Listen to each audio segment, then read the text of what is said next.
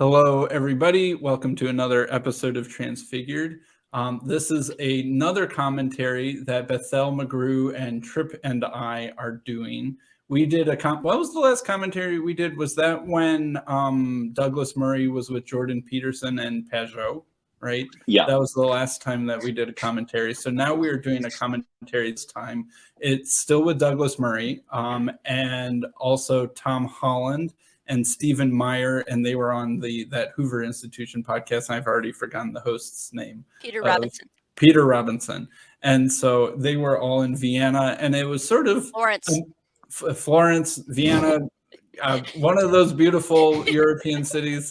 And they were talking about Christianity and stuff, and it was a pretty interesting conversation. So I don't know, do either of you guys want to start with your sort of overall first reactions or something like that? It was too short. Steve didn't talk enough. Tom talked too much. Peter is very cute. Tripp, what else do you want to add? No, I think that's right. I could have let the conversation linger in places longer and would really appreciate that. I think Peter did a really good job of trying to like jump in and direct the conversation and cut people off. But I just felt like there could have been more room to breathe on it. And in terms of our conversation, Byerly, he still needs to go the full Rogan, right? He hasn't caught up with this. Yeah, exactly. That the first hour is a warm up. Yeah, exactly. Yeah. Right. Exactly. Yeah. We're also, I also have some links from Paul Vanderklay's conversation about this conversation. So we're doing we're going to destroy it with facts and so we're doing like a meta commentary. Level. Yeah, exactly. We're doing a commentary on a commentary. Yeah. Well, I can't wait till Paul's commentary on this video shows up. Yeah, right.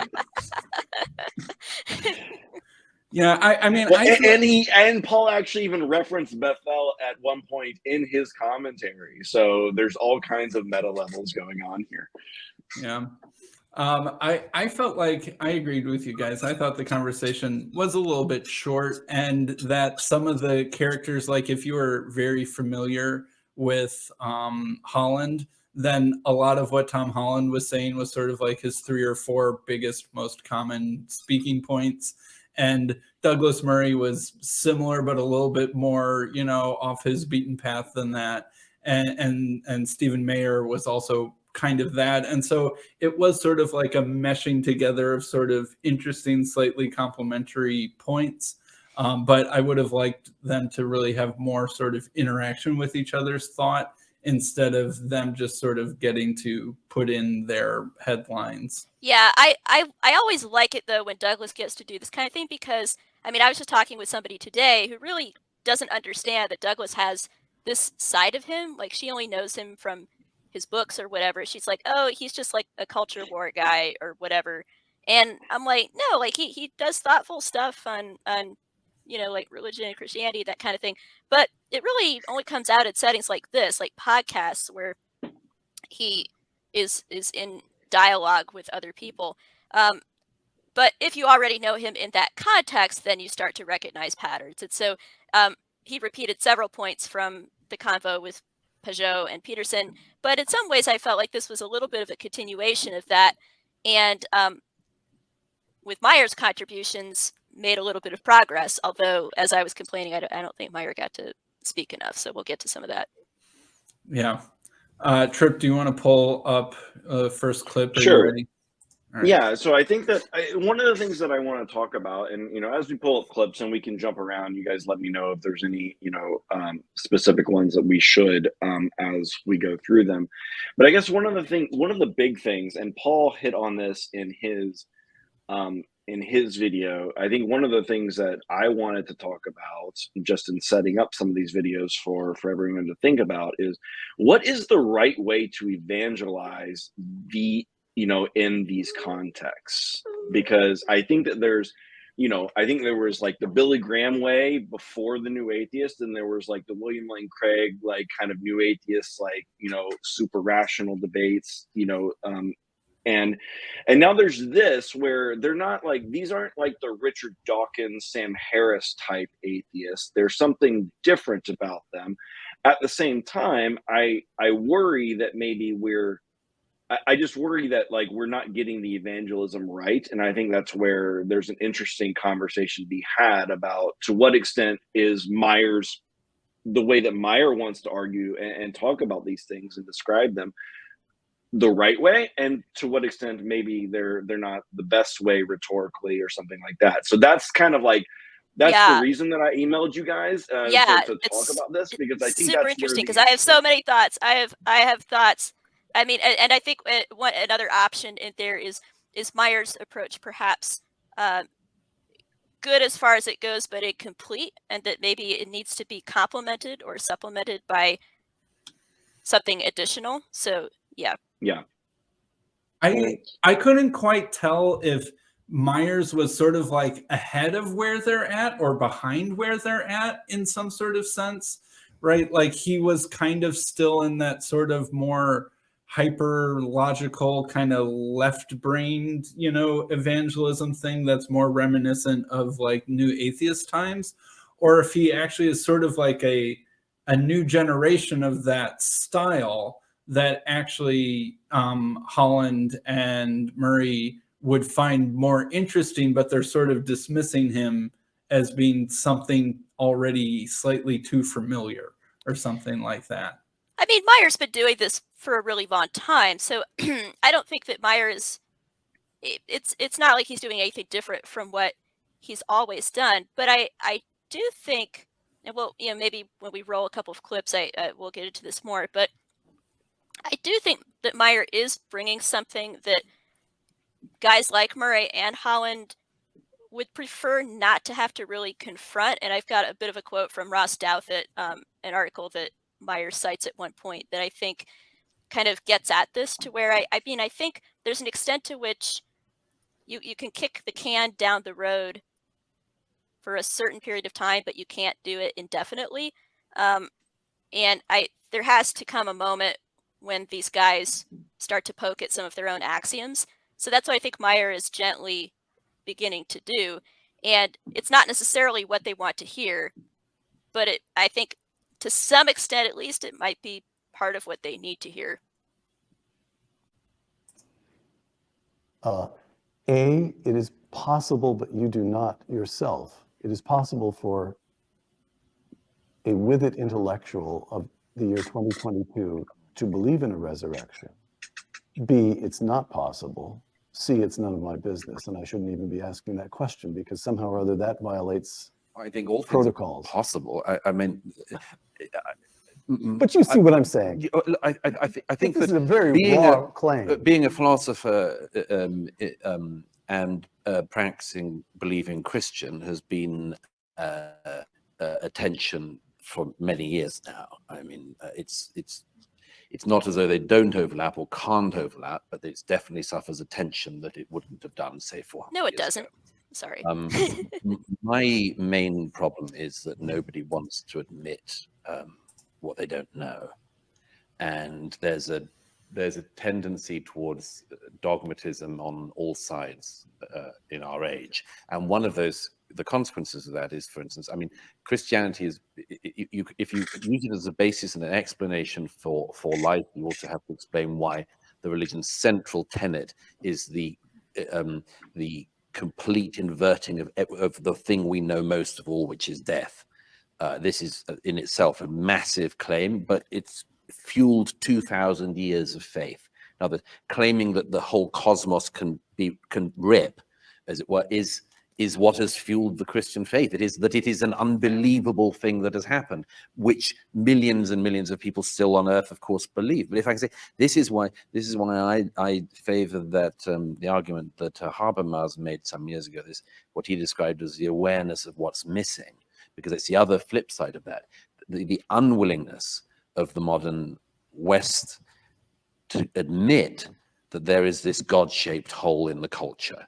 We have songs where people talk about angels, people talk about being reunited after death, and say, in what metaphysical system are you doing this? Like, what's the game you're playing here? I would just like people to at least concede that they need, to use Rilke, they need to live in the questions in the hope that at some point they live their way into the answer. You still have dibs. I'm coming next to you, Stephen. No worries. Okay. Here's what Yeah. So we can pause there, and I think let's jump now to the clip where Paul is talking about understanding the deconstructed, because I think that Well, you know, here, I think talk we gotta about that for a second, because I'll have to pull up the Vanderclay video. Yeah. yeah. So Gosh. it's the second one. It's the second one that I sent you in the email. But yeah, I mean, Right. I think you got a really good glimpse at Douglas's, and I think, you know, you and I were going back and forth on what does he mean by this inversion of the death, like, you know, like this fundamental thing that Christianity is claiming that is different than what the only thing that we really know for certain is death, and yet you're telling us something different. Like, how did you take that? Yeah, I wasn't quite sure because he's saying that you're claiming that Christianity explains the regularity of nature, the order of nature, but it's also resting on a disruption of nature. And so at the same time, it explains the regularity and this singular irregularity. How does that all fit together? What does it mean? I don't know why that would be a problem particularly, because he's framing it as this great challenge or problem or conundrum somehow. So I'm still a little confused myself there on what he's getting at. Yeah, and there's this persistent thing that happens multiple times in the video from Murray where he sort of doubles down on agnosticism, Right. right? Like, oh, atheists have this motivation to not want things to be true. Christians Yes. have this motivation to want things to be true. Yep. But what about if we made room for the still curious or the undecided, right? And he Yeah. he does that 2 or 3 times, and that was one of those places. Yeah, well, where he actually, does that's that. the first video that I sent you. If you just want to play that, but that's about the competing biases Right.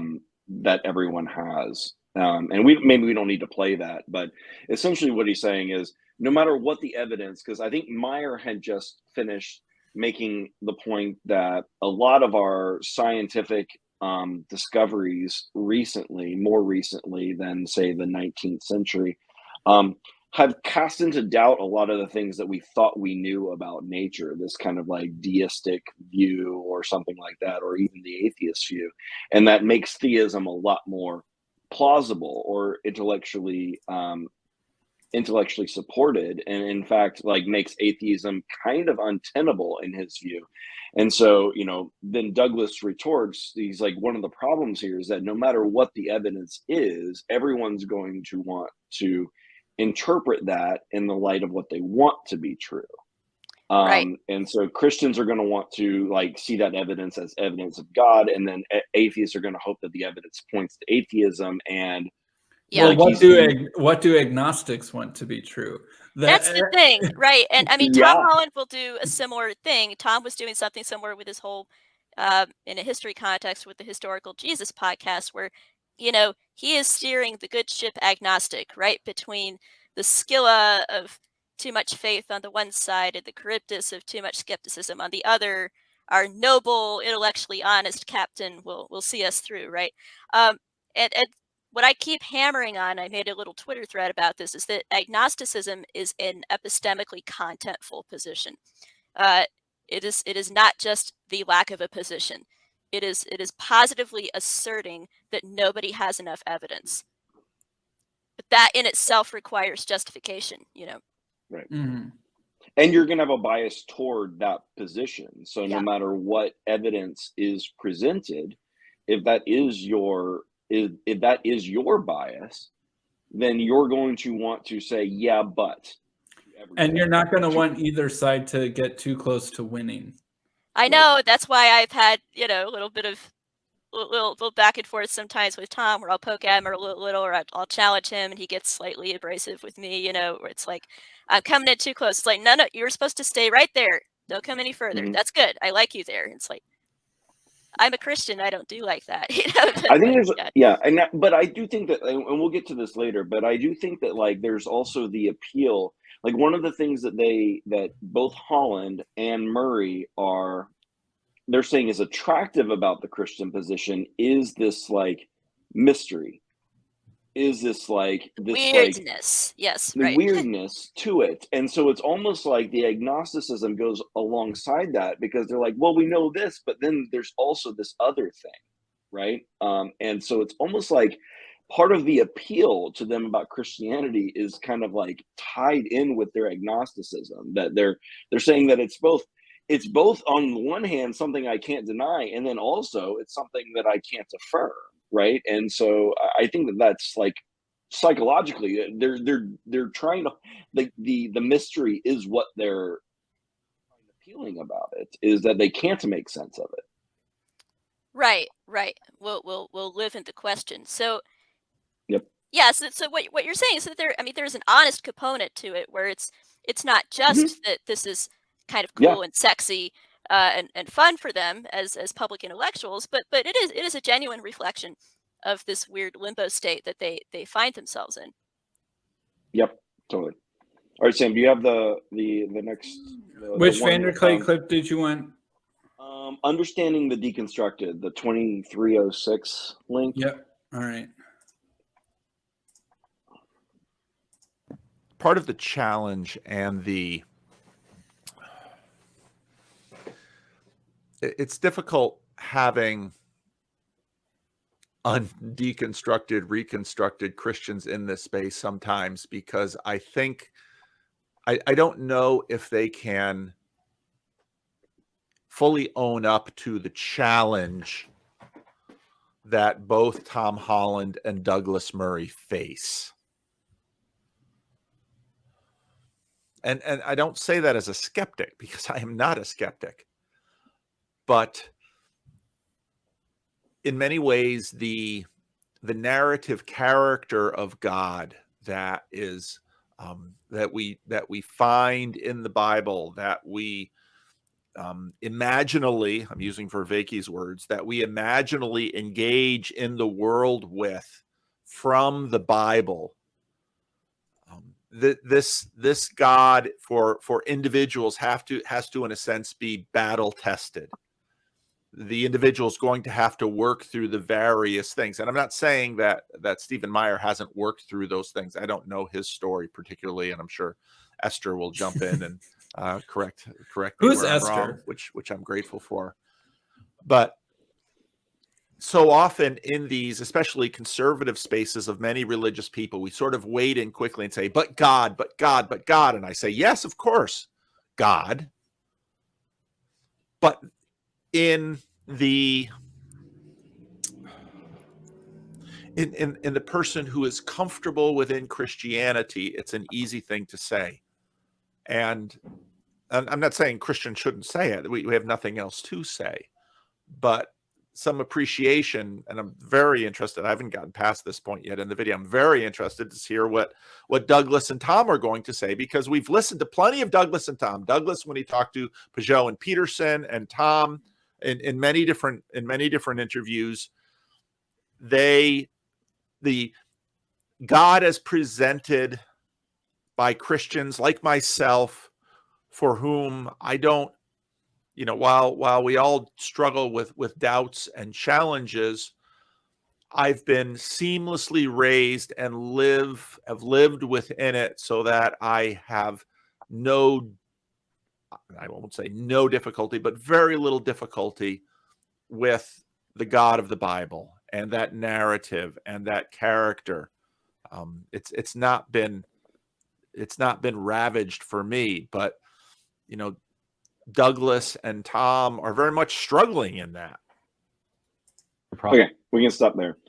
So I think that I know, Sam, you were saying something about, I think that I saw something that you were writing about maybe Meyer would have been better evangelizing in a different way, or taking like a King's North type approach or something like that. And so I just wanted to get your take on what is the right way to evangelize to a Christian atheist, which I think we could call, Murray and Holland. Right. And I don't think it because they're not the new atheists anymore. Part of me wonders if Myers, is it Mayers or Myers? It's just Meyer without an S. Meyer. If his approach is a little bit too from, you know, the mid 2000s, right? Really addressing scientific 90s. questions and Darwinism and those sorts of things, and that Murray and Holland are just not receptive to that, or if maybe that is actually not as true as I think, that maybe they do need to be poked in some of these kind of left brain scientific axiomatic things. But some part of me thinks that maybe they just need to be more wooed or something like that. Like when you hear Paul Kingsnorth's story, right? Like he's that, you know, that sort of English mystic guy who got really into, you know, new agey environmentalism stuff, and then just sort of kind of slowly through a more mystical, much more right-brained kind of neo-pagan into Eastern Orthodoxy path. Yeah. I wonder if like that where they had, like, it seems like for Paul Kingsnorth, he had his sort of religious imagination awakened by non-Christian stuff, right? And then he just sort of kind of melded this non-Christian spiritual awakening with sort of Tom Hollandy kind of points to become Orthodox. And I wonder if that's more. He became Orthodox, right? So I think it's significant that that's where he went. Well, I mean, I will say, I think we watched Jonathan Peugeot try to do a little bit of that with Douglas in the three-way with Peterson, and it went nowhere. Yeah, that's a good point. I mean, Douglas is very Western, right? He has a very analytical mind. Douglas is kind of a left brain guy in a lot of ways. He was there during the 90s and 2000s debates. Yeah, through he all was this stuff, and that's still a young in punk, him, right? Yeah, for sure. He was a protege of Christopher Hitchens, all that stuff. So I think I have a couple different thoughts here. Tripp can jump in here too. I think one thing I would say is I'm always trying to emphasize this, and this is how I was trained. My folks are always bringing the changes on this, that it's really important to have an integrated mind. So, I mean, I'm not saying that it has to be all left brain all the time, far from it. What? You're not saying that? Our caricature of Bethel as Miss Left Brain all the time, every day, I'm sorry. is not accurate? We'll No, have to write to Luke Thompson and tell him that this conception is off base. Sorry to disappoint. Yeah. No. Bethel's she's a personalist. Tell Luke that. Yeah. Yeah. So I really think honestly, I would even use the word danger here. I don't think that's an exaggeration. I think there's a little bit of a danger in a form of evangelism that is in essence trying to sort of psych people into Christianity. And I don't think that's what happened with Paul Kingsnorth. I mean, I know what you mean, that he did have, it was a very mystical, I mean, there was definitely spiritual warfare at work there because he literally was a warlock, right? I mean, let's not forget, he was literally involved in dark magic and doing crazy stuff out in the forest, right? So, I mean, I think he was having some really legit spiritual encounters there. And Paul doesn't strike me as a like a kind of a vague, hand-wavy, woo-woo type guy in general. I think he's pretty shrewd and hard-nosed in many ways, actually. So I think Paul had his own evidence that he followed there. But I mean, yeah, like to how you would evangelize somebody like Tom or somebody like Douglas, I don't think they need to be psyched into Christianity, where it's just like, I'm just going to kind of take this leap of faith, and yeah, it's never going to seem rational to me, but maybe that's okay. Maybe it's actually a better, nobler form of Christianity to not be rational. It's like that. I mean, that's not really a stable position, and I don't think it's healthy, and I don't think it's true, because I think Christianity can be rationally undergirded.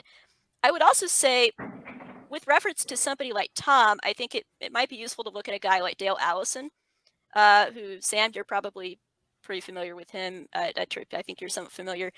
Dale has come up a lot in apologetics-y type circles because for some reason he's the it guy right now, and there's some apologists who want him to think they're cool right now.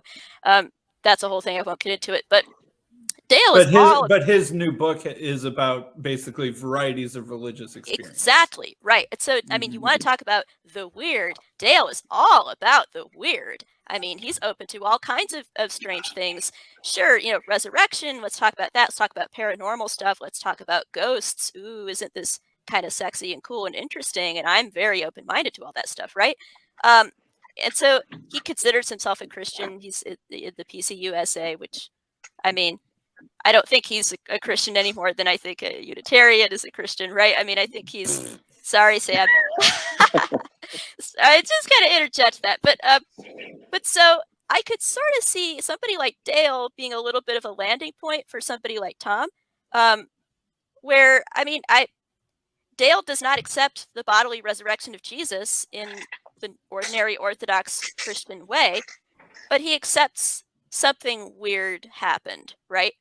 And he'll also talk about how I have 4 Dales, right? I have the paranormal, loving Dale. I have the hard-nosed, rational scholar Dale.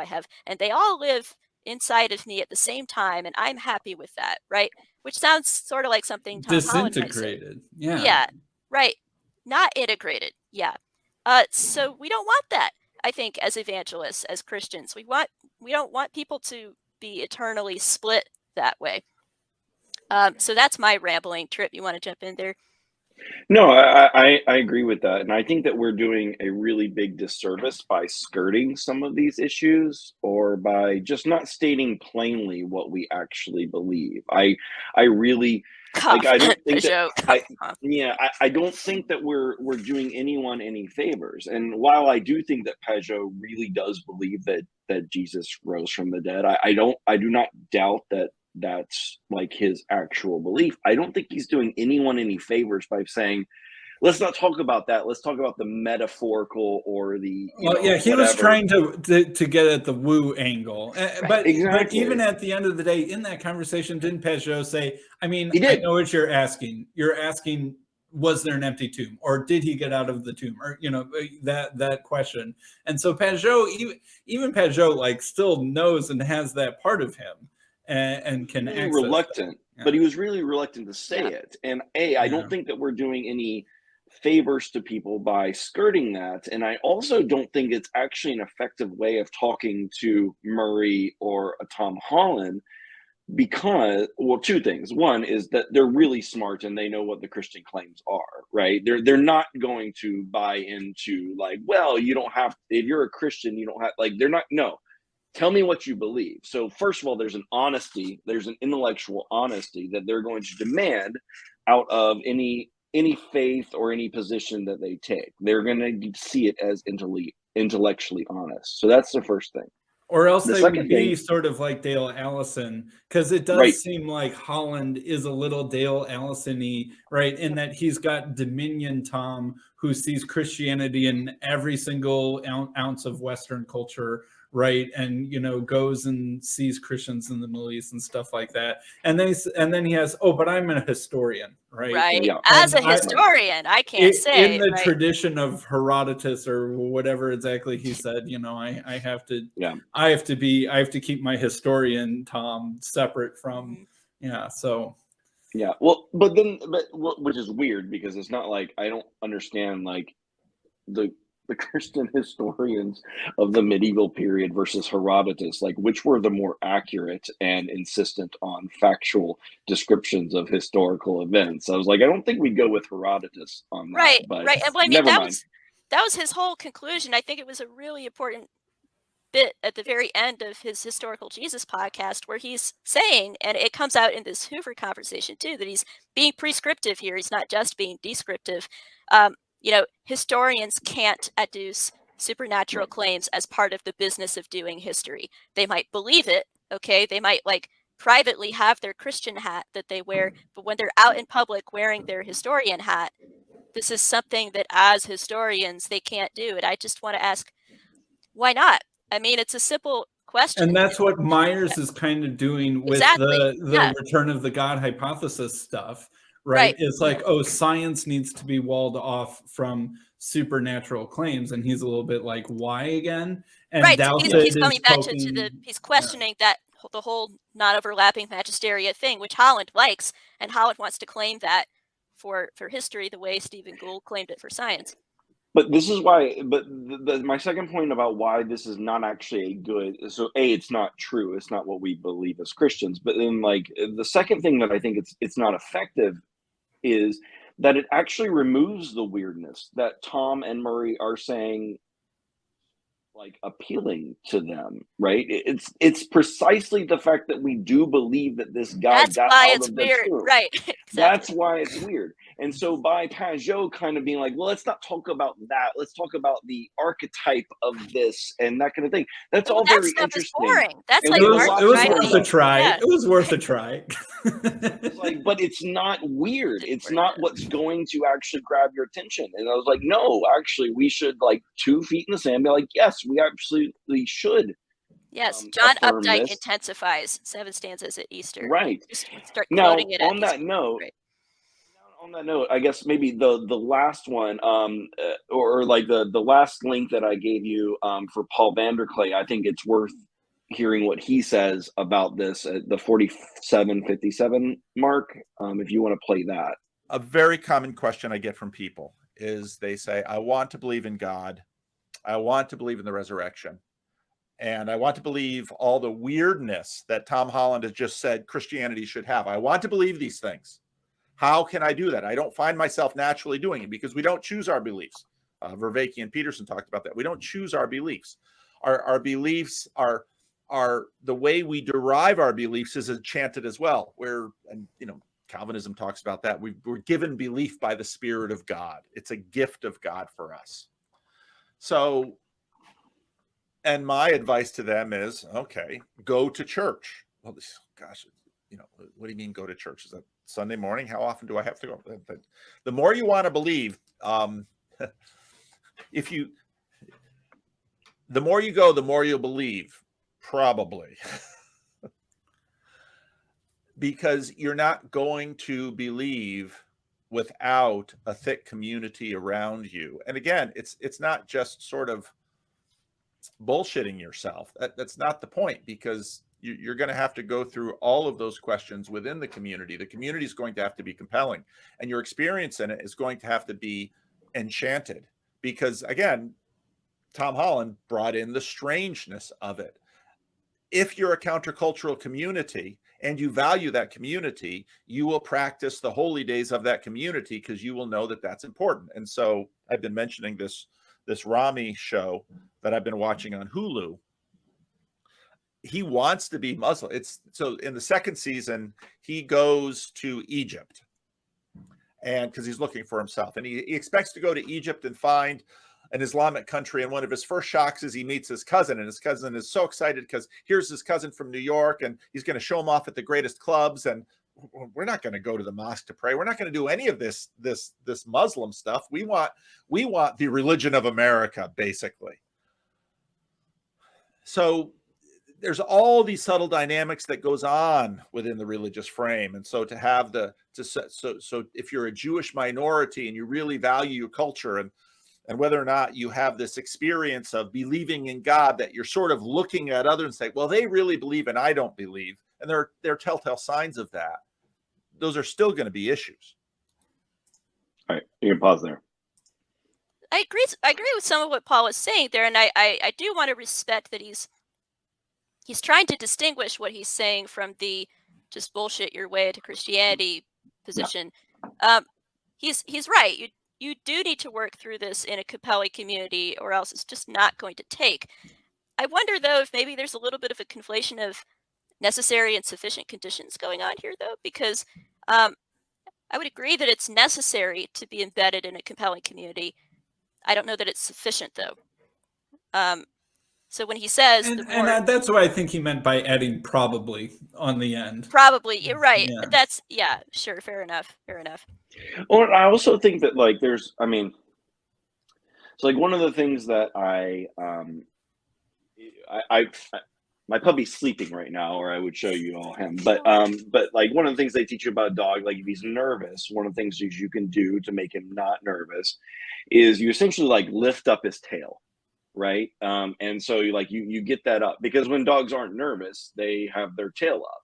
And so you're saying stand up naturally, straight with your shoulders back? Is right. that a Well, good and rule? but it goes the other way too, that you can lift up their tail and then they become less nervous, right? There's an interconnectedness there. And so there's the intellectual, like, kind of left brain side, and then there's the community, like, communal side of what we believe. And it becomes easier to believe rational things if you're surrounded by a community that believes those things, and it's harder when you're not. And it's easier to want to be a part of the community if you have those same beliefs as they do. And so there's a both and there. So I don't disagree with Paul that, like, yeah, first step, like, just go to church. I think that's good advice, obviously, and I don't have any dispute about that.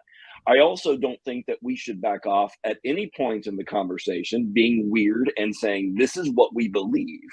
And I don't think that skirting around that or talking about this as like an archetypical or like metaphorical claim or anything else like that, we're not doing anyone any favors. Like, we need to be weird, and it's going to be easier for the people that are part of our communities to believe these weird things. Right. And then they're going to see why they're actually not, they're weird, but they're not crazy. They're not intellectually, like, specious or anything else like that. And that's where I think that I think that, like, what Meyer's doing is he's coming at it just from left brain, and that's fine. I do think I agree with Sam. He's a little bit stuck in, like, new atheist, like, lingo debates, and right. it just feels very dated, right? Sure. Like, fair enough.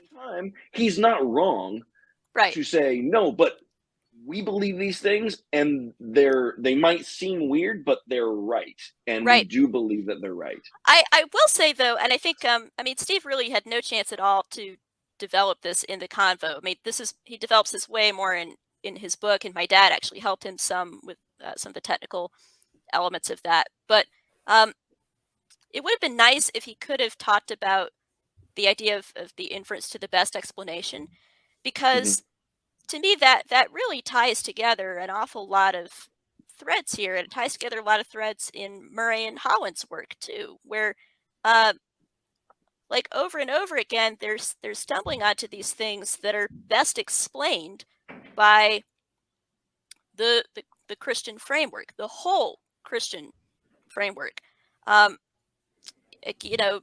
What Murray's always saying, like, is there meaning, or are we just meaning-seeking beings? Or when he talks about how we have this sense that we're more than mere machines, we're more than mere consumers, and somebody like Dawkins is not adequately accounting for that. Okay, well, I mean, that's the beginning of an inference to the best explanation that there is meaning, right? It seems like, or what Peterson's always talking about, how, well, gee, it sure seems like life is meaningful. It sure seems like life is good and all this kind of stuff. It's like, well, okay, do a little bit of a Bayesian analysis here. And I mean, like, you don't need to be super nerdy and know what Bayes' theorem is to instinctively be doing it, right? I mean, that's the best part about Bayes' theorem. Yeah, exactly. We're doing it all the time. These guys are doing it all the time, and they don't know it. And so I think somebody like Meyer does a nice job bringing that out explicitly and saying, okay, play the tape out, guys. Like, play out your own tape all the way to the end. Yeah. So back to the famous question that you, Bethel, asked Douglas one time of what would it take? And he said, I would need to hear a voice. Yeah, Justin asked it, and then that's what. Are you okay? All right. So yeah. Justin asked it. And Douglas said, I would need to hear a voice. Right. And I've heard you since say that you wish you had asked him, what would that voice need to say, or what would you want that? What would you want it to say? Yeah. Yeah. Or how would you know? And that's well, but it does seem, and connecting with Paul Kingsnorth a little bit again, it does seem like that Holland and Murray just don't have a spiritual imagination activated in them yet that makes these sorts of things feel real, for lack of a better word. And it seems like Douglas is wanting that, right? that sense of supernormal reality. Well, or when he something when like he that. goes, and I mean, Douglas has reported on the persecuted church at great personal risk, I should say. I mean, he's actually been to Nigeria not too long after terrorists were coming through and burning churches and homes and stuff. So I mean, he's the real deal. Like he'll put it on the line to go and see these churches and these people, and it's clear he actually gives a nice nod to them towards the end of this dialogue. He wants what they have in some sense, right? He's attracted to that kind of radical faith. He just can't, like, and I think Paul is right when he says in this commentary that we don't choose our beliefs. It's not like Douglas can just switch the belief switch on, right? So Points to it's the Calvinists, and I'm not a Calvinist, right? But Paul is. And so I think, like, if somebody has a story of hearing a voice, Douglas is like there. He's like, tell me your story about hearing a voice. I want to hear it, right? But I don't think that Douglas is going to hear a voice, because I think God knows that Douglas doesn't need that. He actually, in fact, would have enough light on his own to see. But I mean, now I'm getting into, Aslan doesn't tell anybody any story but his own. But that's what I was starting to kind of tease out in the dialogue when Douglas brought that up, because I was sort of surprised by that. But that was what I was starting to say, is that I think, yeah, some people have it, and that's cool. And I think it's a thing that God is willing to do for sure. But he just doesn't always, because I don't think it's needed. I also think that there's something that would, I mean, if we're gonna, and this is where, like, the critique of that you were mentioning earlier about these non-overlapping magisterium that, like, Holland has and those kind of things. If a voice did, using those same intellectual tools that he's using for history, you would just immediately rule out that this was the voice of God, even if you had heard it. Exactly. You right. you wouldn't be willing, even if you literally heard the voice of God, to accept it as such. Yeah, and I think that's the problem. Yeah, my dad has a great phrase for this. He calls it you're closing the epistemic trapdoor behind you, and giving yourself no way out, deliberately, purposefully. And so if you were wrong, there would be no way of knowing. Yeah.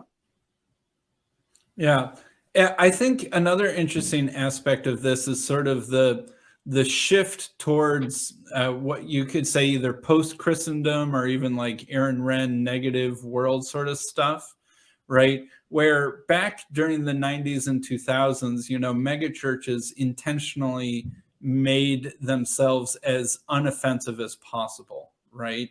Let's the Bill Hybels, we'll get rid of everything weird, right? So that people come in the door and don't turn around because it's weird. And then once they're in there, safe place for a dangerous message, or hopefully something happens, right? At least they're in the door, and all of those sorts of things might follow from there. And now there's this sort of weird kind of emphasis, and it sort of gets into the Tim Keller winsomeness thing. I was gonna, too. because Keller had his own version of this. It was subtler than a Bill Hybels, but in his own way. That's what he was trying to play with. Right. It was urban versus suburban, as well as a couple other exactly. Yeah. And then piggybacking off of that, I think there's something interesting to be said here as well about Douglas's attitude to the rainbow churches. I mean, I was listening to a podcast the other day where he was grumbling that you couldn't walk down the street in New York without seeing a cathedral with a damn rainbow flag on it, right? Which I mean, he has contempt for it. Like that you can just hear it. Very interesting thing for him to say. I know it intrigues me. It's a little paradoxical almost, because you can tell he just has complete contempt for these mainline churches that have completely rolled over and capitulated to the rainbow mob. And if he finds God, it's not going to be in one of those churches.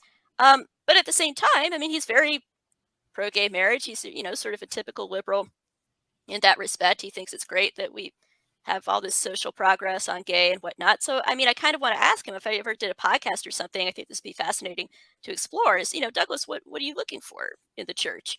what exactly is it that you want to find? Because if you want weird, if you want, good old like Those countercultural, Nigerian churches don't have rainbow flags. well, What right, is and it that would that you be like about those that the ones well, the Episcopalian Cathedral in New York That they exactly, City drives really you yeah, that nuts they about? really believe. that I they think really that's believe. the Well, answer. and That they Douglas tells really a believe. yeah, Douglas has a great story that he told once about coming back um, from his war reportage and being kind of shell shocked at all the horrors that he'd seen, having lunch with one of his old, free thinking atheist buddies. And this guy was just sort of vaguely saying, "Oh, but like the Nigerians are super homophobic and stuff, right?"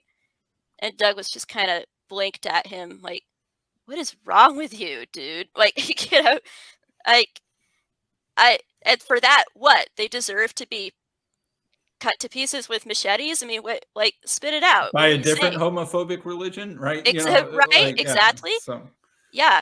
And so yeah, he's a very honest guy in that respect. But like, I don't know. It's like he does and he doesn't want the church to affirm gay marriage. I don't know. It'd be interesting to ask him. No, I think that like I don't think that I don't think a church that compromised what it really believed is going to be appealing to him, which is Yeah, why I think that the I'm sure he's skirting some of disgusted by these the whole issues, like yeah, right now as we speak, the Church of England is doing this bizarre like compromise, like, well, we won't like officially say that same-sex marriage is a thing, but we'll write some prayers of blessing for it or something. Like, I'm sure, right, yeah, I'm sure he hates that. right. No, and that's where I think, like, in terms of like, one of the interesting things here is what is the right way to evangelize to some of these people that find themselves caught in this like kind of Jordan Peterson-esque, Christian atheists where like I don't know that the right thing to do. I mean, I don't think it's the right thing to do to try and just like logically argue them into Christianity solely or anything else like that. But I do think it's important for us to state clearly what we actually believe and not back off of it and not be embarrassed by it. And if they want to talk about those things, then provide answers. That's the apologia, right? Like, Right. be prepared to give it an account. Okay, fine, we can do that. But I don't think that like we don't need to like all be in like William Lane Craig style debates with everyone and those kind of things. At the same time, I don't think we're doing anyone any favors by backing off of this and pretending that the Christian story is just a metaphorical one. Right. Or it seems squirrely to me, and I do not blame these guys. I do not blame Sam Harris to be like, yeah, but Jordan, did this actually happen? Like, So I do not blame him for that. It's how about the Peterson advice that maybe Sam just needed to take a higher dose? Yeah. Well, and I wanted to kind of to expand on that. I mean, I think we need to keep redirecting things back to the question of what's true. And it was interesting to me because I was listening to a podcast where Douglas was discussing some of this stuff with a young guy who kind of wanted to know Douglas's personal story, and the young guy was asking, so the gay thing, that was probably huge in your deconversion, right? And Douglas said, actually, no, not particularly. I mean, I read Auden and stuff like that, and I found a way to where I could sort of be okay with that. I just came to not think that it was true, and for various reasons, biblical reliability and all that kind of stuff, and that just gradually ate away at it. So, I mean, I think what he would want to say is, look, I can do hard. I can do uncomfortable. I could do telling me things I don't necessarily want to hear if I'm convinced that it's actually true. But I have to be convinced that it's actually true, or else why would I bother? Why would I make myself suffer for no reason? Yeah. And I think that's where like I do think that there's wisdom in what Paul was saying, is that it is easier a lot of times to see and believe what's actually true when you're in a community that's reinforcing and supporting you in that. Like there's a reason why a lot of people have the exact same assumptions about how science works, about philosophical assumptions, like things in our modern world that did not have them 300 years ago. right? It's because that wasn't the culture that they were in, and it is the one that we're in. And it's easier to just kind of take what the, like, how many people do you know could prove the Pythagorean theorem? I mean, well, when I was in the math I did it. department, I I knew did quite a it. few. Well, but- probably I did it probably once in high everyone on school, I this think. everyone on this call could work it out, but like most people don't actually they've never done it, they have no idea, and they're accepting this logically deductive proof as being true just purely based on the fact that everyone tells them that it's true. It's not because they're actually working it out. That doesn't make it specious or, you know, undermine it in any way. It's just because that's the community that they're in, and we're all like trusting, you know, a lot of other people, and it makes it easier for us to just accept it, because if everyone else is accepting it, then it has a higher probability of being true if everyone else is accepting it. The problem is that we've got a few beliefs in our modern world that are just not true at all. And Exactly. like, I think that Paul's admonition, like, if you find yourself struggling, just be around other Christians who do believe this. But the problem is that if we're not willing to say we actually believe this, what good is it for Douglas Murray to sit in the Church of England to hear Yes. them bore and Yes. holes through the foundation? It's not useful for him Bingo. to do that. Right. And I mean, where would Douglas go? I mean, it's a really kind of a brutal question. Where would Tom go? Where would these guys? See, I think Tom would go to a charismatic mega church in London or something like that, or some, yeah, right. some Exactly. No, does Tom underground not go to the Church of Nigerian. England? I don't Well, know. he actually does, come to think of it, but I don't know. I mean, it's I won't speculate, but I mean, I suspect he's annoyed in many of the same ways that Douglas is annoyed. Neither of them likes this whole Green Party at prayer posture. So I mean, right? Yeah, the C of A, the CV is crumbling. You can find, I guess, little enclaves of Catholicism here and there, but Catholicism is crumbling. I mean, it's eating itself alive. Let's see, what else is there? I mean, there's Free Church. There's other Protestant churches in England. There's, you know, whatever Calvin Robinson is doing. I think Douglas is a fan of Cal, so go find Calvin Robinson's church. I don't know. So, I mean, I think Douglas needs a structure, right? And like when he went back to try to talk to his old priest, and it was really awkward, and the priest was just sort of timid and not really giving him much to work with or challenging him that much. It was so disappointing. So it's like he needs that ecclesiastical structure of people leading him, guiding him, and then the community around him, right, in which he can situate himself. And he's adrift right now because he doesn't have that anymore.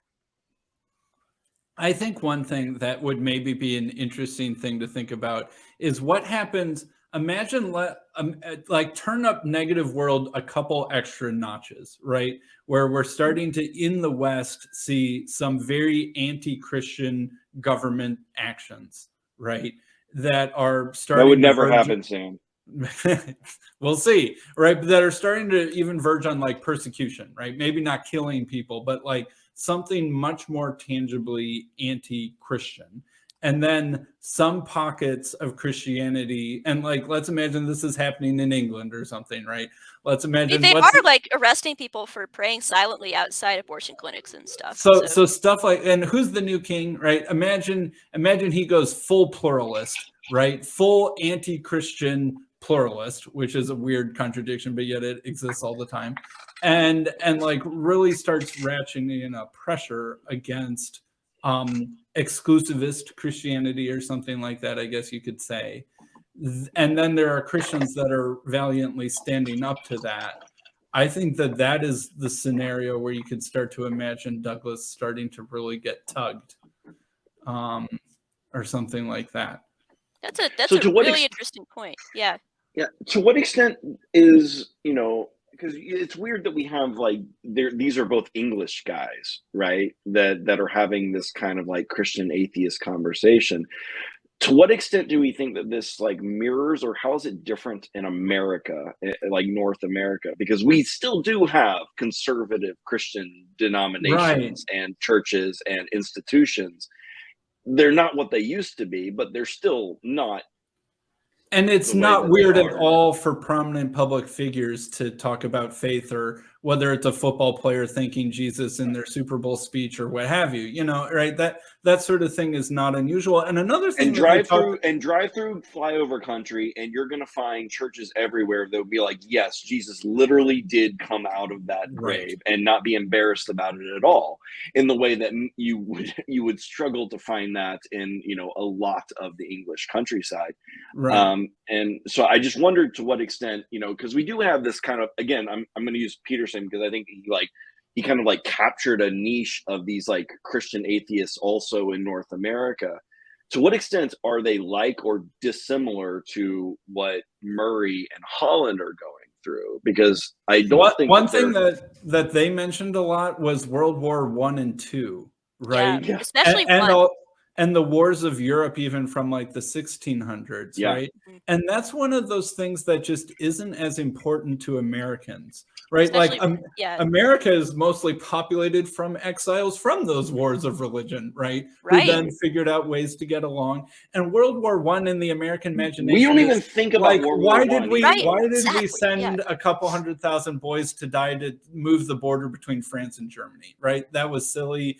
Like, we appreciate their sacrifice, but like, it just doesn't hold any real weight in the American imagination. And World War II is like, America stepped up to the plate and we beat the Nazis. Oh, and the Japanese too, simultaneously. Take that. Right, You know, yeah. right? And so it doesn't have this nihilizing, de-Christianizing effect. If almost anything, the opposite, because then America gets almost kind of hyper-Christian as a nation in Right. the Cold War as a distinguishing factor from the Soviet Union.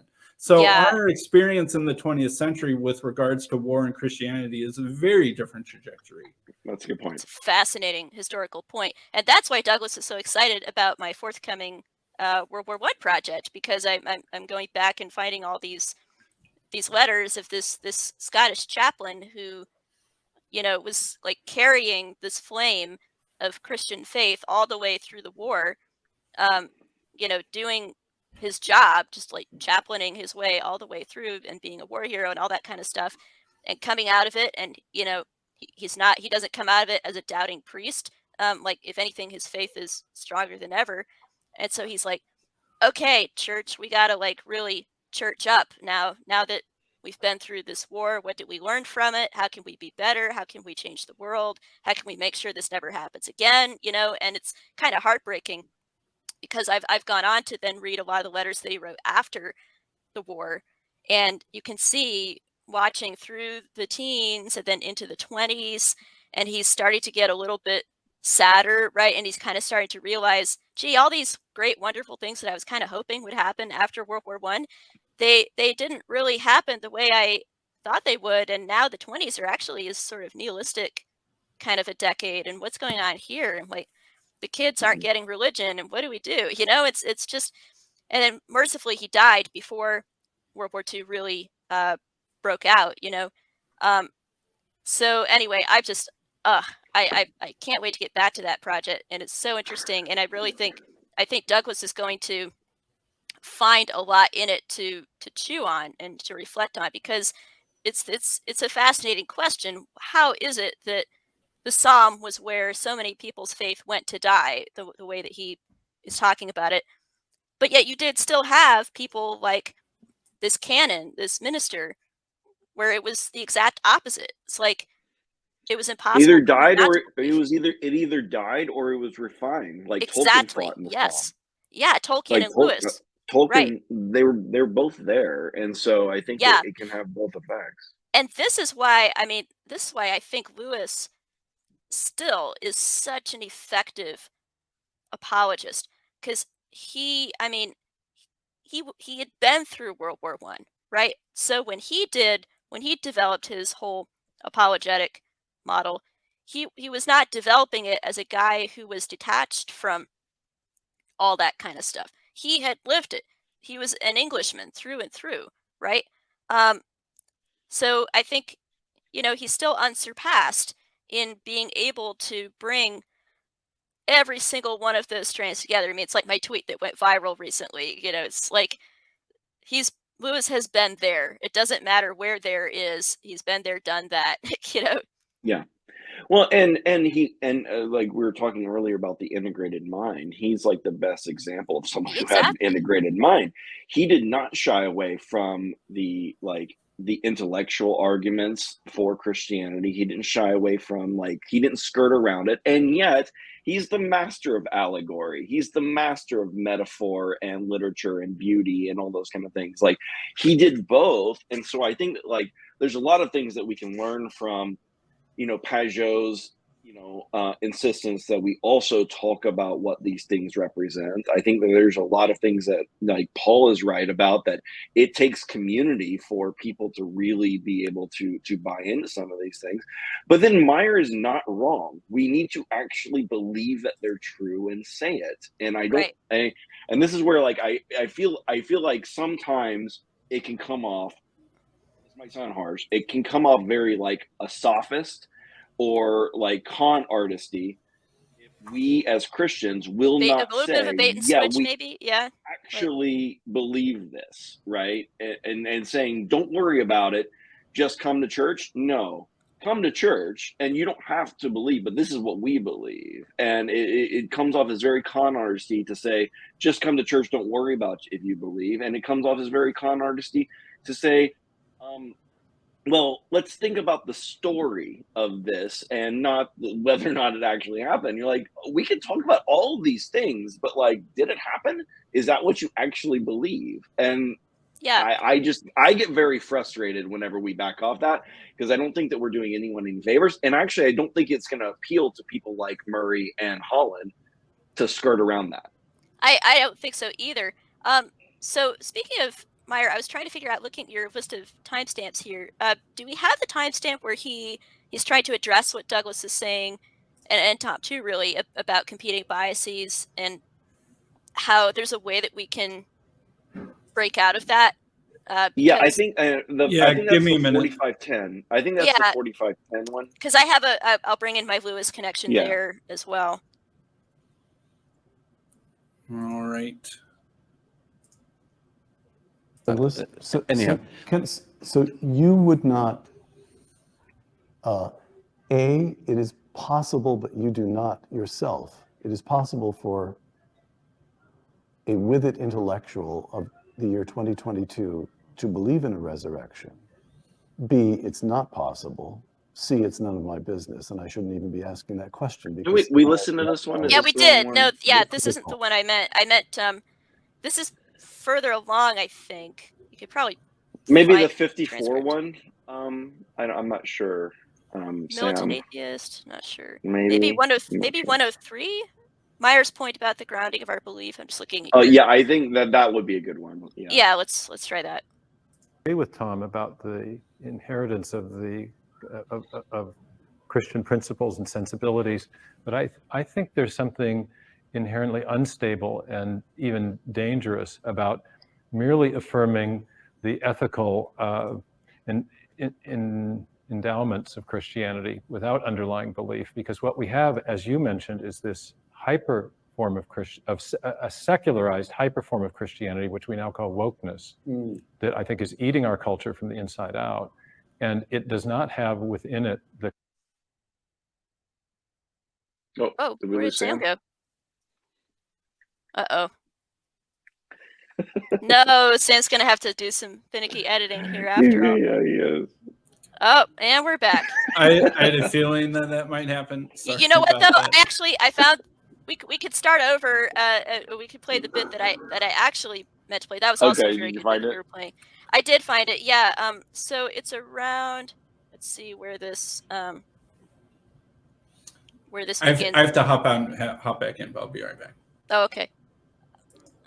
This is where he was. It's after he's talking about the argument from epistemological necessity, like the correspondence, the problem of mind, basically, that Christianity best explains the problem of mind. And then I think it's around. Yeah, so starting around 52 minutes is good. That kind of then leads into where he's calling back to Douglas on confirmation bias. And he's saying that the benefit of philosophical training is that you can you can overcome this. Okay. And have confidence in our ability to know things. And this was the basis of the scientific revolution. So I think philosophically, there just as there is scientifically, I think movement back towards a theistic position. I think that same thing is happening in science. I think In philosophy. In philosophy, Right, yes. right. Now, I take very seriously what Douglas said earlier about the problem of confirmation bias, that we all want to believe the thing that confirms the beliefs that we already have. There is a way, I think one of the benefits of philosophical training is that it allows the assessment of arguments irrespective of the motives of the arguer.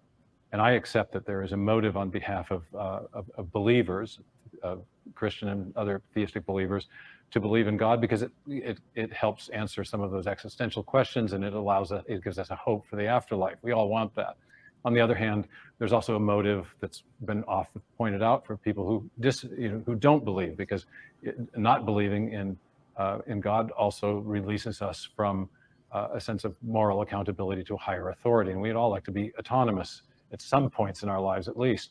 Now, I think ultimately those two things are a wash and should be treated as a wash. We should set those motives aside and try to assess the case for or against a transcendent deity based on the evidence and based on some very fundamental philosophical arguments. That's what I attempt to do in the book, Return to the God Hypothesis. I think there are a lot of people who are in the field of philosophy of science, epistemology, who are really wrestling with that level and trying to extricate them from both the cultural baggage and the intellectual baggage of the last few centuries, and to reassess the God question afresh in light of evidence and apart from some of these things that are not strictly speaking evidential matters or matters of reason, but rather of cultural baggage. Okay, we can kind of pause there. So I left a comment in Paul's video, and I was mentioning it to you guys, but I'll tease it out here. I thought of A Severe Mercy by Sheldon Van Auken, who was converted by Lewis. And there was this period where Van Auken was on the edge and told Lewis, I really want this to be true, but that makes me nervous because now I worry, oh, do I need to correct for my confirmation bias? Basically, do I need to kind of, resist that because I want it to be true? What does this mean? And Lewis wrote back and said, you know what, if you thought about it long enough, you could come up with reasons why you would not want it to be true, right? You can come up with things on either side of this. So just focus on what's true. Just don't worry about what you want or what you don't want, because facts don't care about your feelings, basically, Lewis says in his letter, right? And I think Meyer is kind of channeling Lewis here, rightly so, in my opinion. And I mean, I've challenged Tom this way before as well. Tom will get a little bit peeved, and he'll say, "Oh, you're accepting this or that explanation of the Christmas narratives because you really want it to be true, and you're going with that over the evidence and that kind of thing." And I'll just kind of gently point out that, as Lewis says, if you thought about it, you could come up with reasons why you would want this not to be true. So let's just put that to one side here. And I don't think that's. I think anybody should be able to see that. It's not just like a pointy-headed left brain type thing to say. I think it's just sound. It's just philosophically sound. Go ahead, Tripp. Yeah. No, I was gonna say, I mean, I think that's true. I also want to caution us against what I think is an error whenever we say, okay, well, my desire for something to be true is not actually evidence in some sense, because sometimes That's a good point. Yeah. It's also sometimes my desires are rightly ordered and they Great actually point. do Yeah. point me to truth. So the fact that you desire something to be true is not evidence that it's not true, nor does it necessarily mean that you should be And that's part of that skeptical. integrated self, right? Right. Well, and Lewis, Wouldn't the best version of all of ourselves be the sort of person who could coldly believe the truth and also want the thing that was beautiful, or the thing that we wanted to be true to also be true? Yeah. Well, and I mean, I've just been quoting Lewis, but Lewis is also the argument from Desire guy, right? So he, like, there he is again. Oh, look, Lewis was here, right? So I think point, I think it was another stream, Sam, that I brought this up, but I'm just going to repeat it for people who never saw that one. But it was about, it's from a, let's see, it's like it's a republication of a 1963 article by Paul Dirac, the Nobel Prize winning physicist and Scientific American. So he wrote this in 1963, but he was recounting the story about how Schrodinger came up with his wave equation. And so he came up with his equation, and he was like taken with it because he thought it was beautiful. Yes. And so then they went into a lab, and then they ran the experiment, and it didn't work. Like, it didn't conform to experiments. And so he shelved it for some months, but he thought it was so beautiful that he decided to like approximate it and publish it anyway, even though it didn't really work in the laboratory. What turns out, sometime later after publication, they found out, well, electrons have a spin. And so when you account for the spin of an electron, then this equation does actually work. And so Paul Dirac, again, himself a Nobel Prize winning physicist, says at the end of this article, he's like, well, what are we to make of this? Except sometimes beauty is a better guide to truth than conformity to like experiment. Mm-hmm. And so it was precisely Schrodinger's intuition and his desire for this equation to be true is the reason that it got that he was stubborn enough to push through. He was stubborn enough that he was so convinced he wanted this beautiful equation to be true, and he published it anyway. And it turns out it was. And so then, Dirac goes on to say, like, what are we to say except God is a mathematician of a very high order, and our feeble attempts at mathematics should humble us, basically. And I think that's the best defense of Peugeot's approach, right? Is that he is trying to say, look at this beautiful story, and there's all of these patterns. Look at the patterns. Yep. There's all of this symbolic richness that we can pull out of this story, and doesn't that make you like that story more? And push that far enough, and you'll want that story to be true. And isn't there something true about your desire for it to be true? Well, I mean, this is where everyone goes back to, and I mean, it's a cliche, but it's a good cliche. Tolkien and Lewis walking around. Lewis saying, well, I love all this pagan stuff, and Tolkien going, well, what about, have you heard of this thing called the true myth? So, I mean, this is sort of where Tolkien comes in. Right. But that's where you do need to take that next step. And so you can point to all of this, you can point to the beauty. And I think Murray sees the beauty in this. Holland sees the beauty in this. It's not that they're not, it's not appealing to them. But you do have to take that next step where you say, and play the tape out. Right. Yeah, keep going. It's actually true. This is the true myth. And so I don't think that we're doing anybody any favors by just pushing that question down the line indefinitely. I think that it's fine for us to focus on the community. I think it's fine for us to focus on the beauty. I think it's all great. Along the way, we need to be reiterating the truth of it, because if we don't, then it seems shifty to me. And so I don't like it. Yeah, and I understand why Murray doesn't either. I do too. I pulled up this quote here, so I brought this up in my dialogue with Murray as well. So there's this English writer, statesman, dude named A.J. Balfour, and Lewis actually refers to him in one of his God in the Dock essays. So it's this lovely little bit from a work called The Foundations of Belief. And Balfour says, the method of proof depends essentially upon the principle that for a creed to be truly consistent, there must exist a correspondence between the account it gives of the origin of its beliefs and the estimate it entertains of their value. In other words, there must be a harmony between the accepted value of results and the accepted theory of causes. So I think this ties together really nicely with Douglas's point about us feeling that we are something more, right? We somehow know intuitively that Dawkins has to be wrong.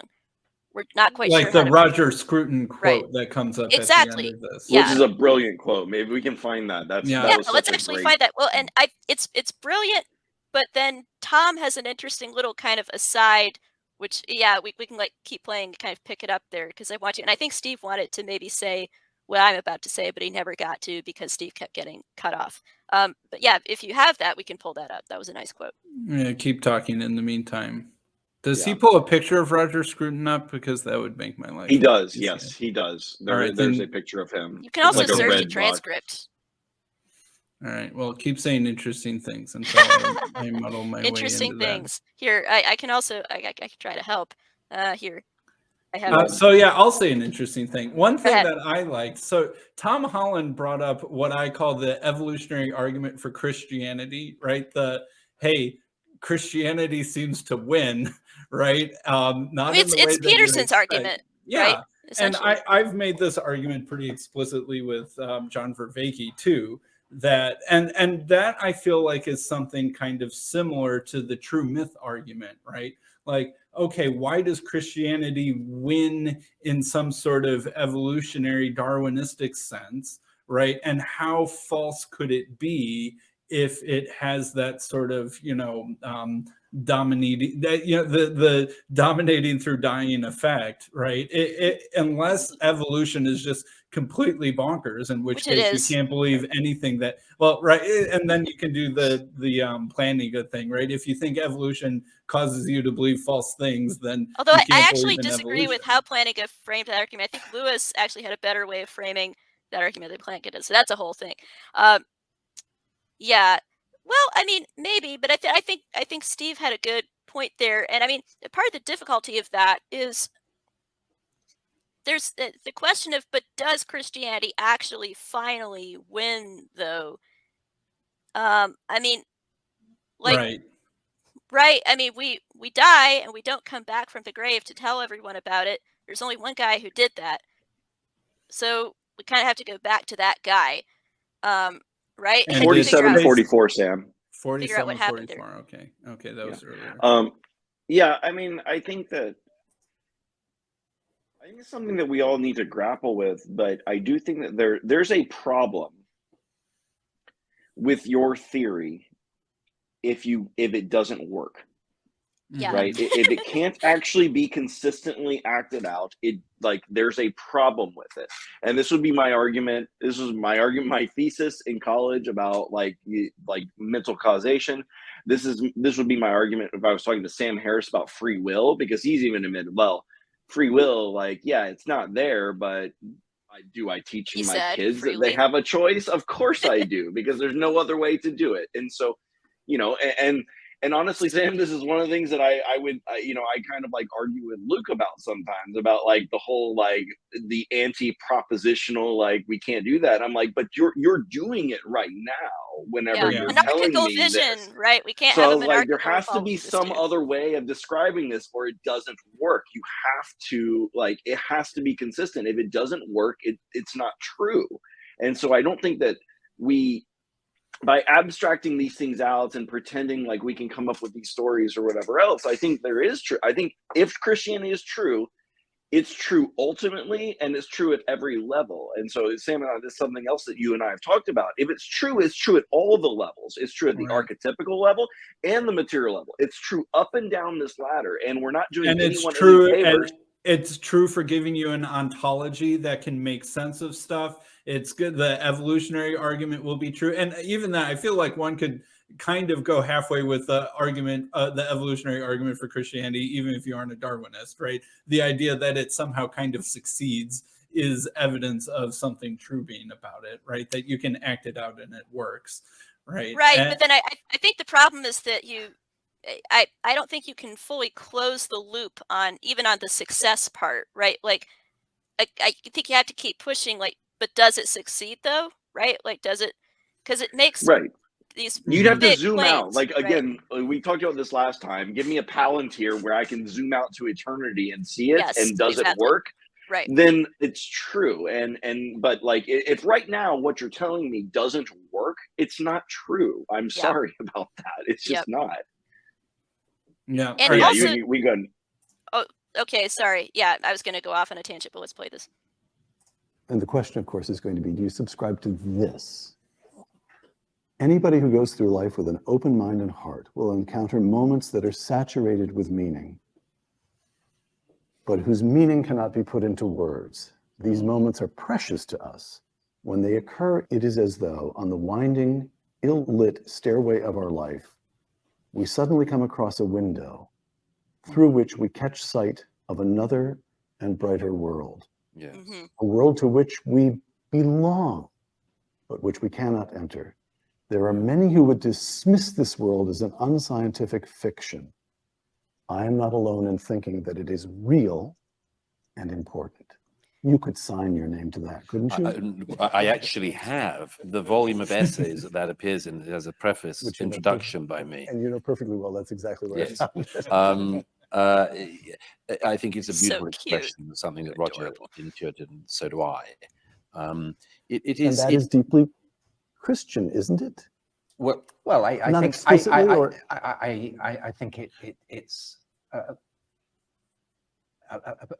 somebody feeling that there is a nymph in a stream in Greece in the 5th century would probably say, I well, thought something I the same. had Holland corralled at last, and now he's off on nymphs. Go ahead. well, here's what I say about it. Is it there, Roger is referring to a very important instinct, which is the thing that should always jolt a true atheist, which is that everybody in their lives will experience moments of awesome feeling of some kind, transcendence. It might happen with seeing a person. It might feel in eros. It might be in human love. It might be in a place, in a building. It might just be waking up in the morning. Everybody at some point in their life has to contend with this question of what is this thing that I feel to be true and cannot reach. Christians would obviously say it's the Christian God. I think the rest of us have to say, we'll live in the question. Stephen, you've got speaking of questions. That might start to go off in a different direction. Once Yeah, well, Steven and starts okay, talking. so then I have pulled up here, immediately listening to that Scruton quote, I think this is from The Weight of Glory.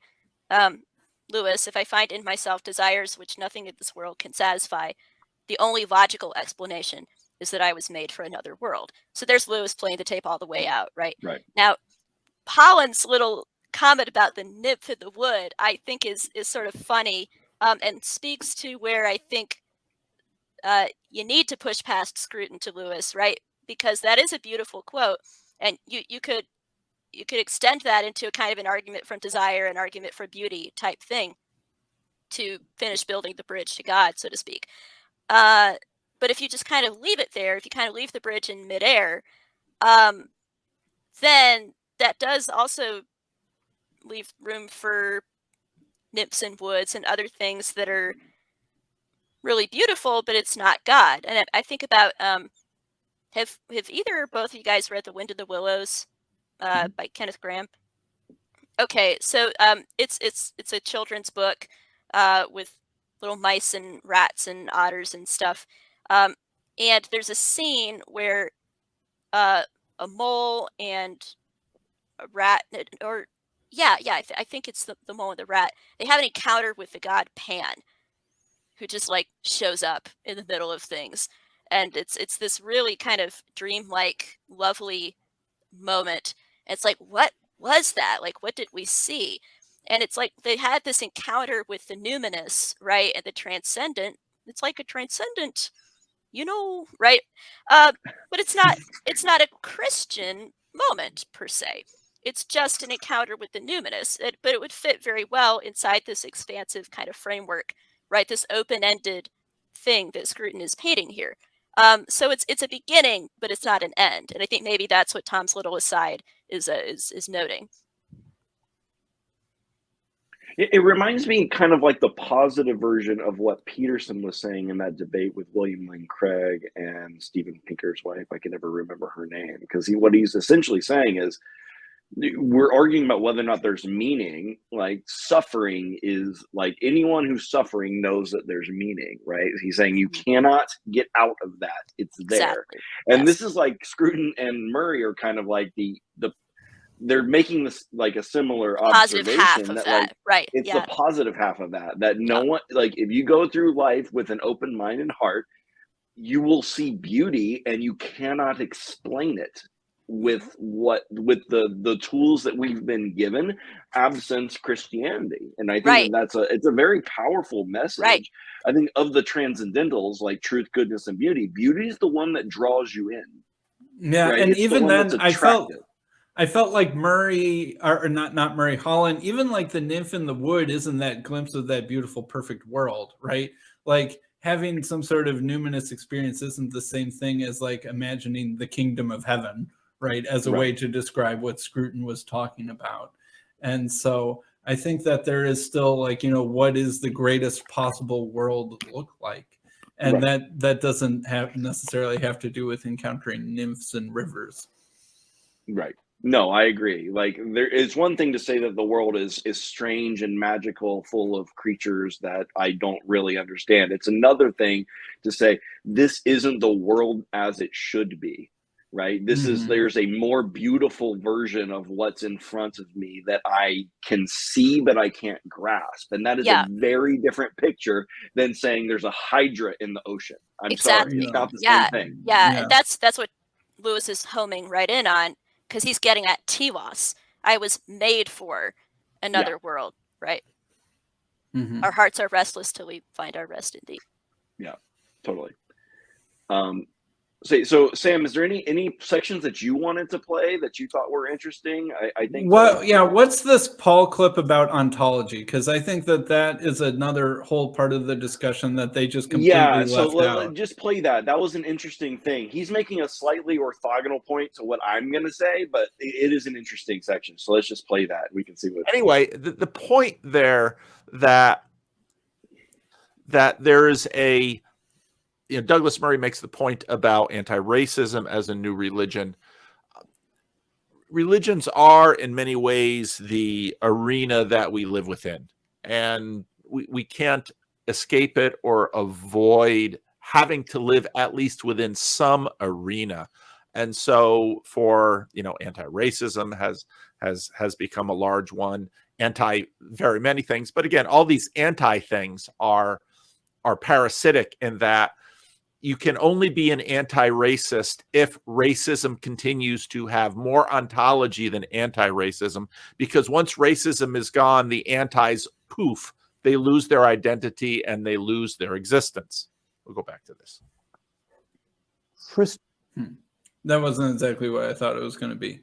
But yeah, well, I guess my point when I was bringing that up is because I actually think that he kind of backed his way into something that I wanted to point out, is that all these things, you have to be grounded in a real ontology in order for them to hold up. And that is true of our beauty, of our pictures of beauty, or our stories, or our myths, or whatever. If they're going to last, they have to be grounded in something real, a real ontology. And again, that's why I don't think that we can skirt the issue of, did Jesus come out of the tomb? I don't think that we can, because that is the ontology upon which we build all of our positive and negative stuff after that. And so that's one of Vervaeke's really good points, is that a hermeneutic of suspicion, right, cannot be fundamental, because you can only be suspicious of someone trying to BS you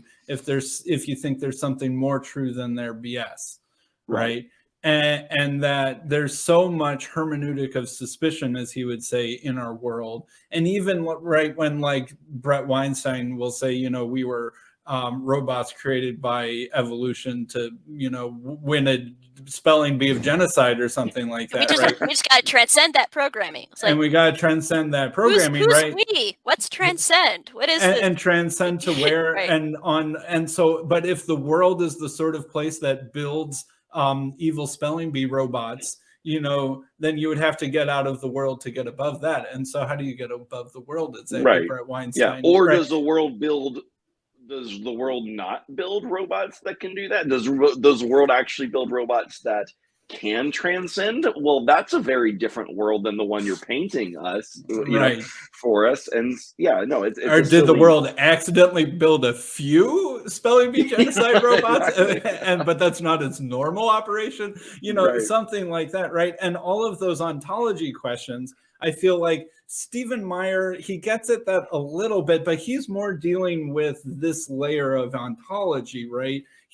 Sometimes he talks about, that, we need to believe in a rational world, or that the world is kind of, constructed out of intelligibility or something like that. And our minds are too. And Christianity points to that. And he's kind of going in the ontology direction, but he isn't. I feel like that's another avenue of pursuit that this corner of the internet, I feel like, is doing a better job of talking about, that I don't really ever feel like Murray or Holland kind of go down that road any distance, thinking about those sorts of questions. Yeah. Well, yeah, Meyer is like, again, it's the new atheist thing. He's poking at axioms to like show the fundamental flaws in the arguments, and he's not wrong, but it's also not like a bottom up picture of what this looks like that I think we should do. But again, it has to be a bottom up picture. And I feel like, Pajot frustrates me sometimes because he's just looking at like the top half of the picture and not the bottom half. And you're like, well, but like give the whole picture. And not that I would do a great job, but I think that's the problem, is that you do need to poke at axioms when they're preventing someone from seeing the entire picture. I think that's true. I also think that we just haven't had a good example of what that looks like. I think that we've seen pieces of it, and I actually think that Pajot and Peterson have done like a good job at showing us some of like how that might look, but I don't think that we've seen it yet.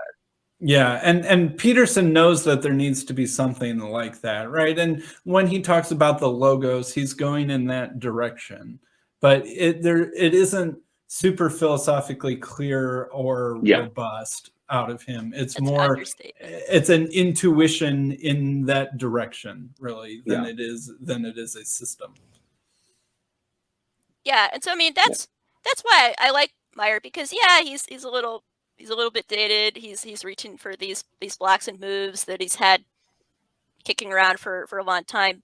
But he is clear, and what I feel like would be cool if we could have is a kind of a melding or a bringing together of Meyer's philosophical clarity, right, and his ability to sort of to see where the axioms are, where they need to be poked, what kind of deprogramming work needs to be done there, but then also like Peterson's sensitivity. He's kind of like a jazz artist, right?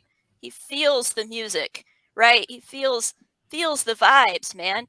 And so I don't think we really have that guy. Well, that's why this needed to be like 3 hours long and maybe include like, a couple other people. And that's honestly, this is why I actually enjoyed the Exodus series for that reason. Is because you have some very sober-minded, very sharp, very clear guys like Os Guinness.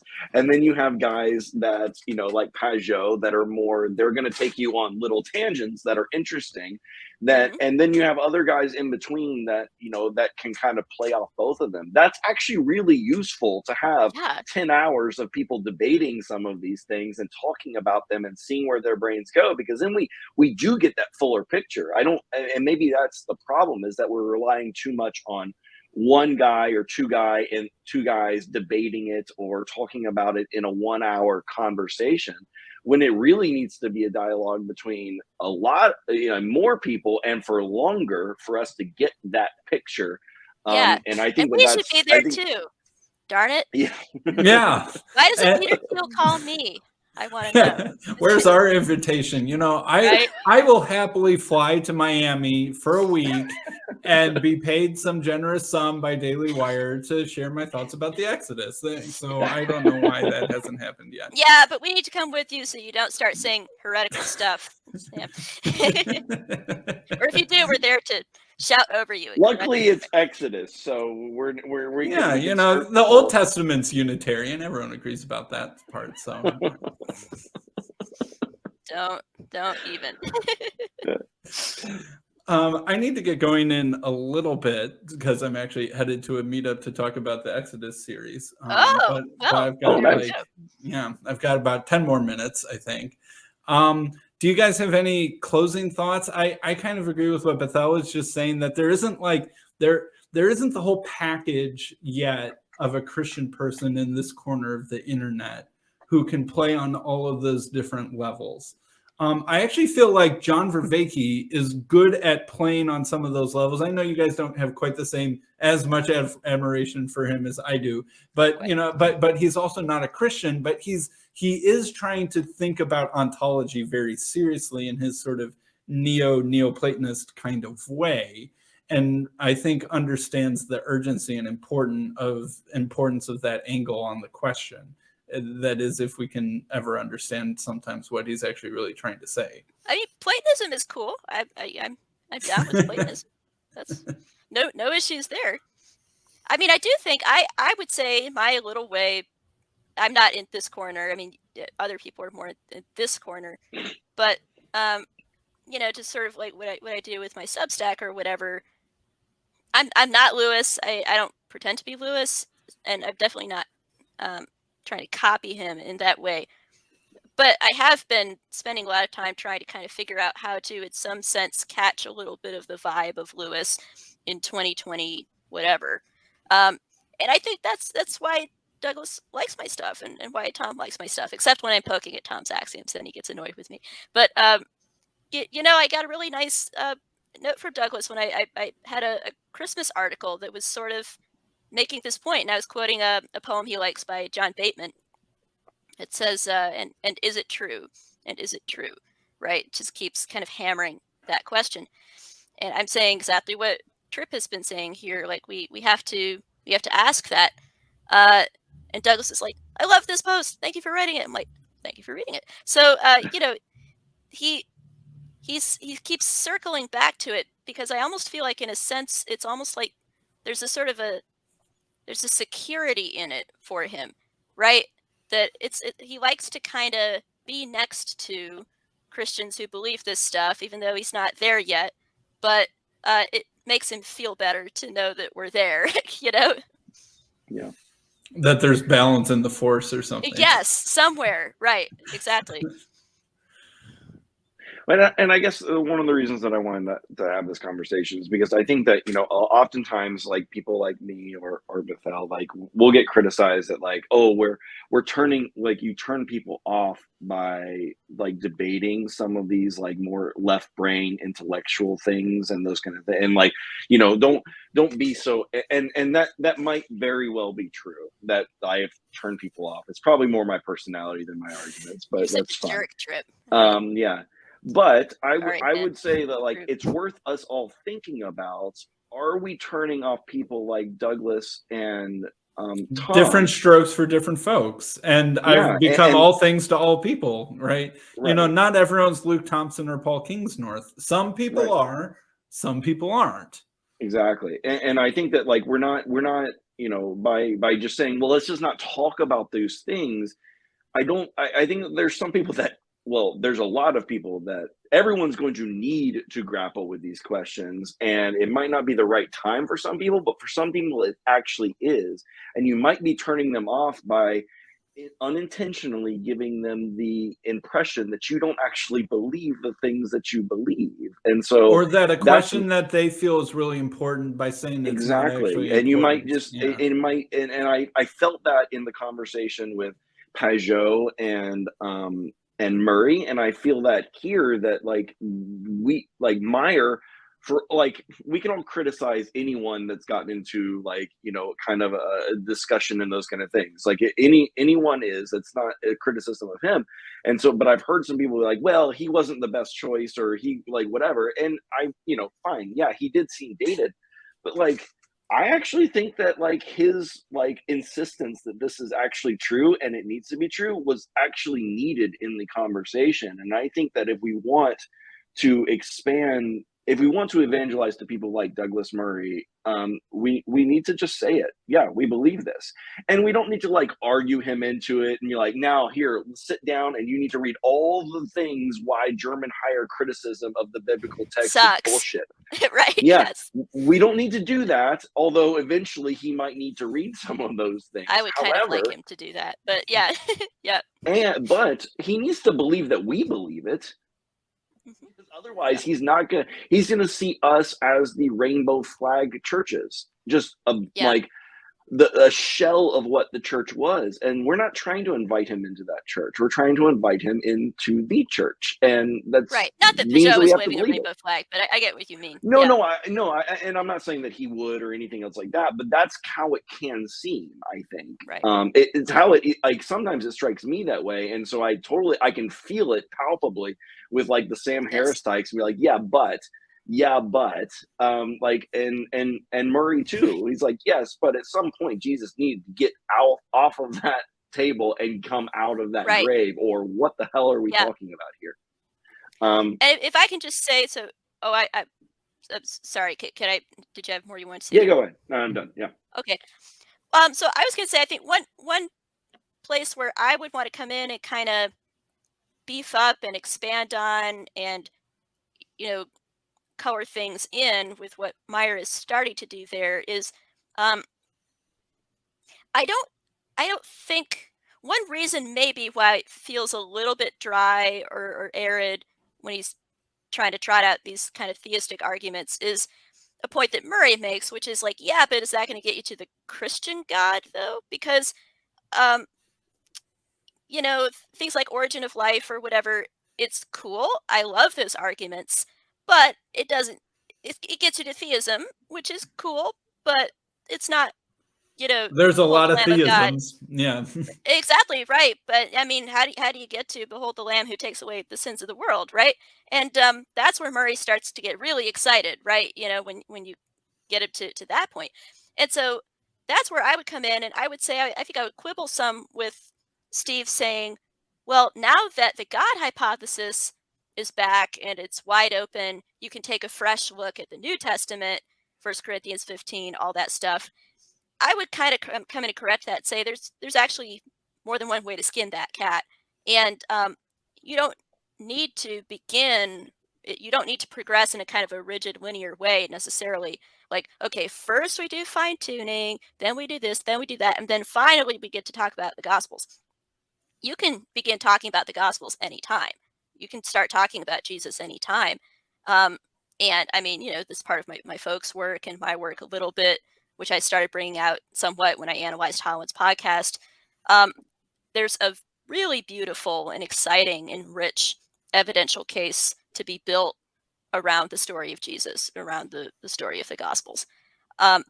So I think part of a good apologetic is making as exciting and beautiful a case for that as we can. Yeah, no, I think that's right, and I think that's. I think that like in his own way, that's kind of what Peterson is trying to do, is build like the beautiful case for it, not in like the historical evidential sense that you're talking about, but he is trying to say like this is the archetypical myth that we should all be looking up to. Like he is trying to build that case, starting with Jesus, the Logos, and then.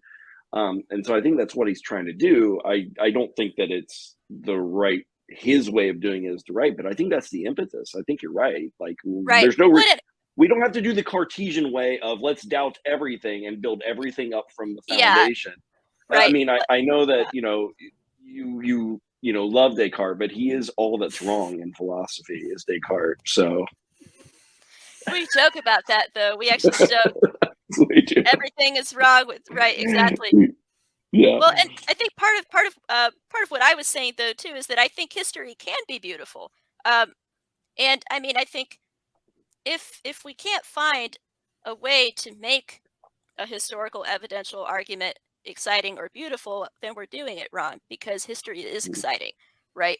And I think this is part of what irks me about Peugeot, because Peugeot will be like, oh, boring, this happened and then that happened, And it's like when you're telling a story, you don't tell all the details of when you got up and you shaved and clipped your fingernails and whatever. And it's just like that is though exciting and cool that Jesus came down and did all of those things and hung out with the disciples and that sort of thing.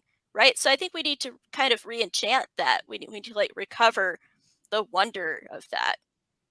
Well, well, who cares how many, porticos were at the pool of Bethesda? We're like, well, I don't know, John did. So like Exactly.